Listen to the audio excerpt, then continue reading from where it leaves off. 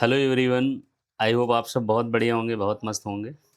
आज हम लोगों ने एक छोटा सा टॉपिक उठाया परसेंटेज का, जो बहुत इंपॉर्टेंट है, जिसमें क्वेश्चंस इनकम,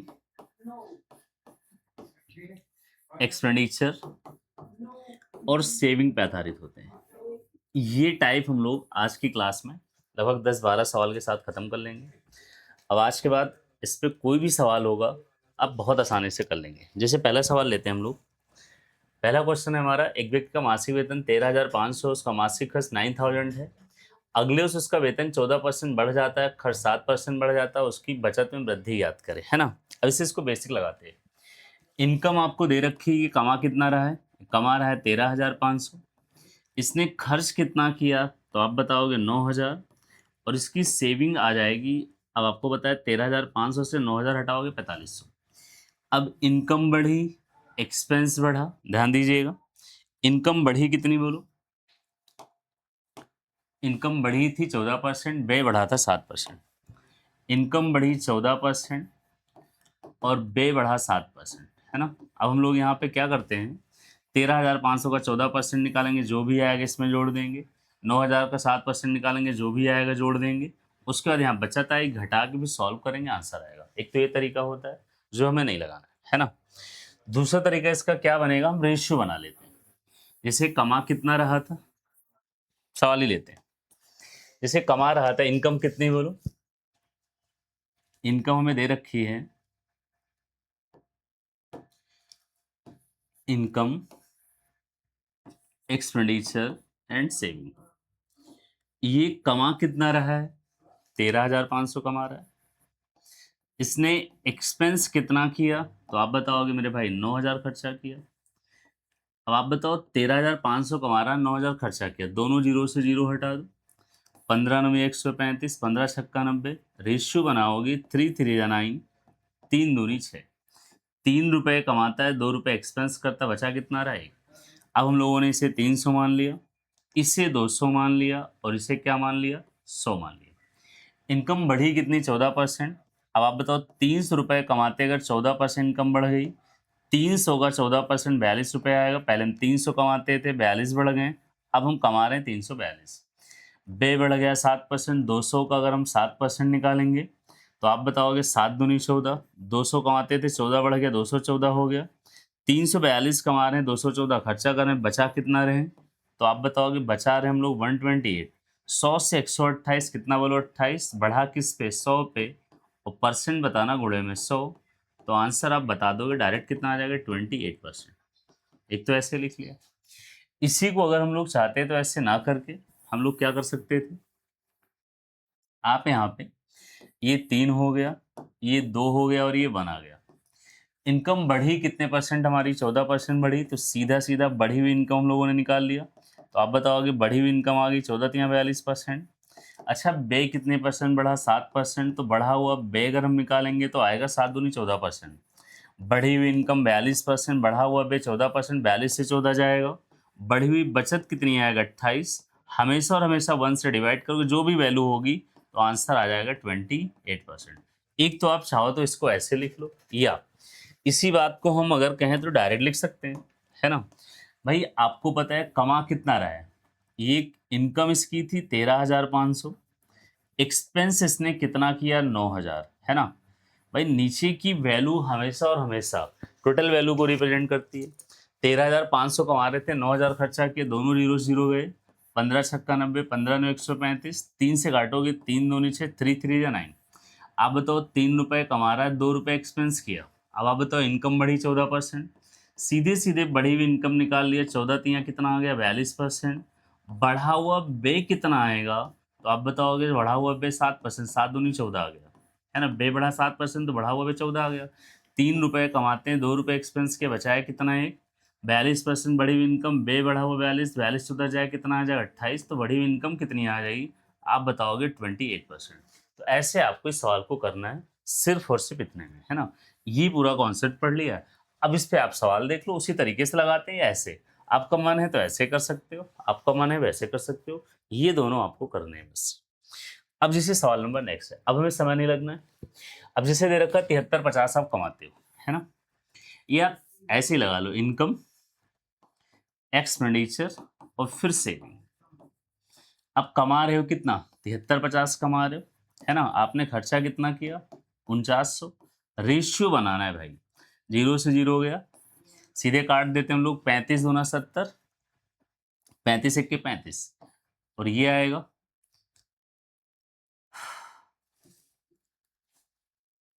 7 से कट कर दो आप, 7350 है, 0 से 0 हटा दिया, 7 से काटेंगे 0, 7 पची 35, इसे 7 से काटेंगे, 7 से 49। अब आप 35 से काट लो, 35 3 105, 35 दूना 70, 3 कमाते हैं 2 खर्चा करते, बचाते कितना, 1।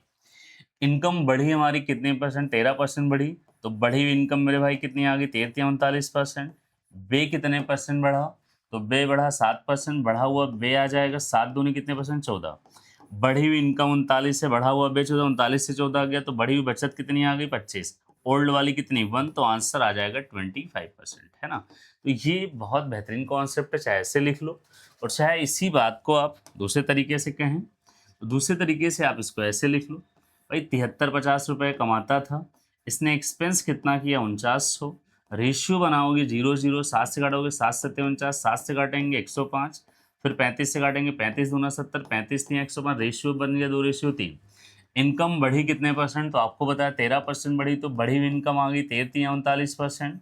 बे बढ़ा 7%, तो बढ़ा हुआ बे कितना आ जाएगा बोलो, 7 से गुणा करोगे, 7 दूनी 14%, 39 से 14 जाएगा, बढ़ी हुई बचत 25, ओल्ड वाली कितनी 1, एक की वैल्यू 25, तो आंसर आएगा 25%। तो कैसे भी लगा लो, चाहे इधर से चाहे उधर से, दोनों अच्छे हैं, बाकी इसमें बहुत सारे तरीके हैं। अब अगला 16,500 रुपये की आय में से 11,000 बे करता है, सीधे बना लेंगे। 16,500 कमाता था, एक्सपेंस कितना किया बोलो, 1100। तो आप बताओगे, 2 जीरो से 0 हटा दिया, 11,000, 2 जीरो से 2 जीरो हटा दिया, 11 से काटेंगे, 11 के 11, 11 पच्चीस 55, 11 से काटोगे 10, 5 3 15, 5 दूनी 10, और 3 कमाता, 2 खर्चा करता, बचाया कितना, 1। इनकम बढ़ी 17%, तो बढ़ी हुई इनकम अगर निकालोगे तो ये आ जाएगा 17 3 51%।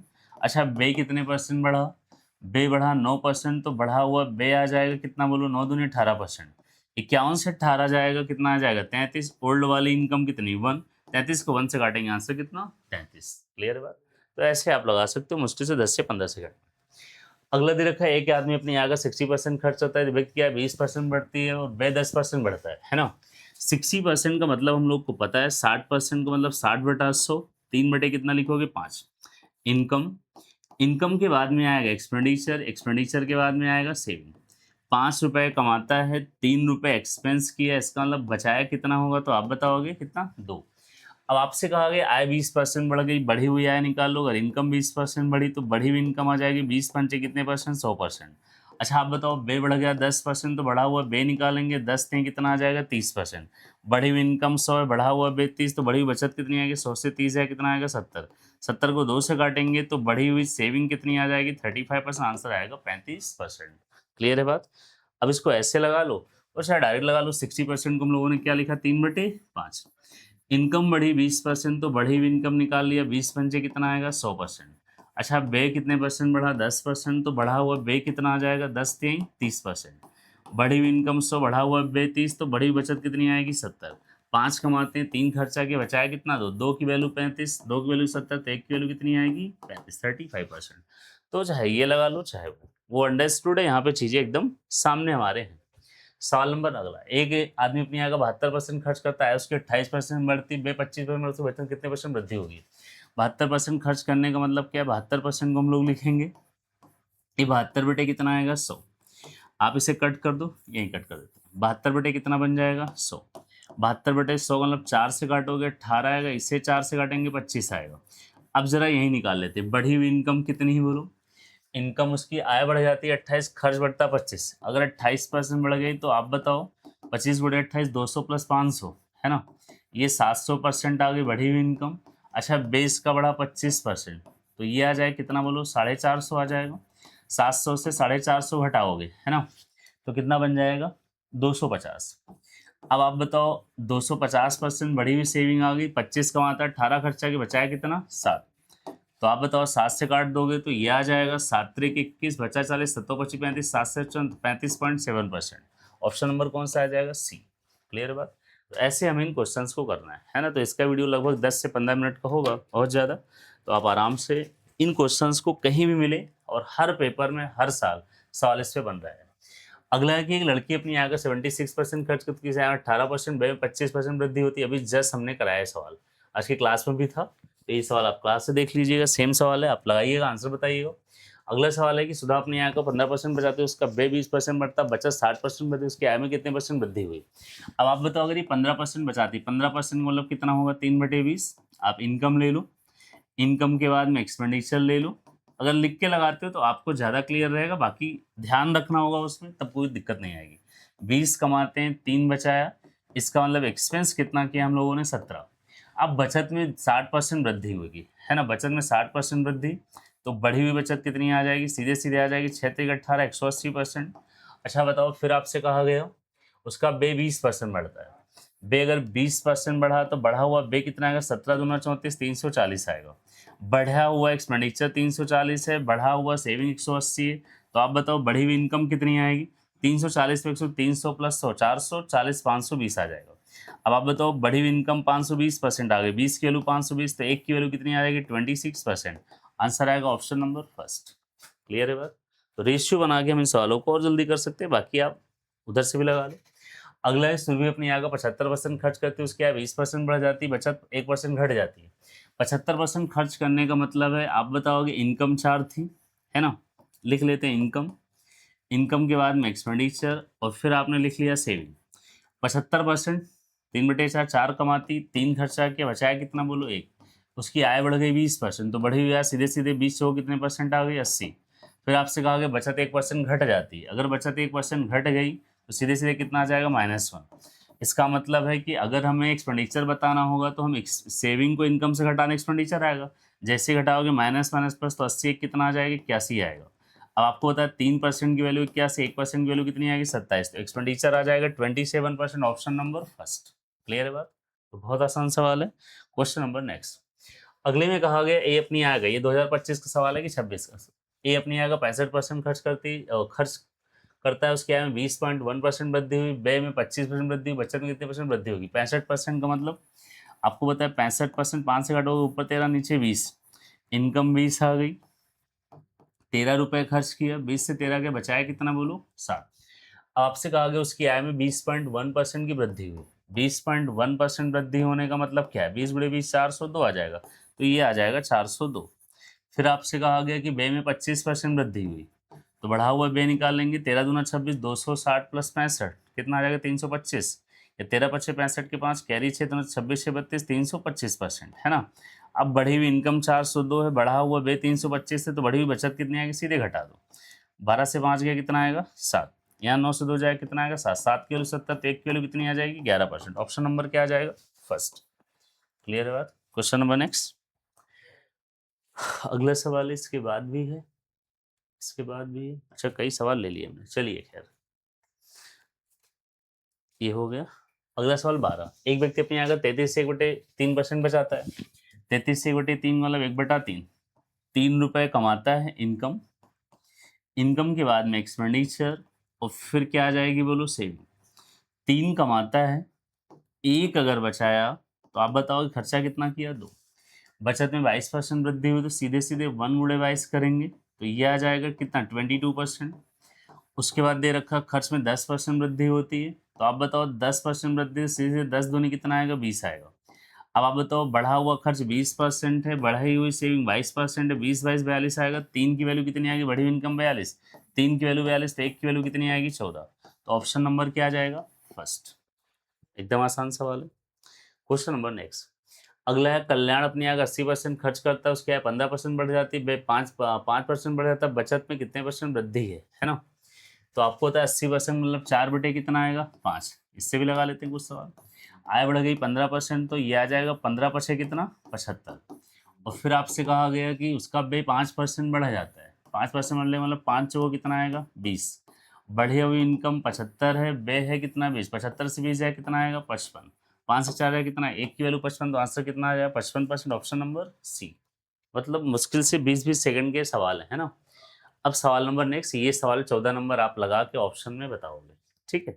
तो अब कॉन्सेप्ट वाइज मैं वीडियो आपको बना दूंगा।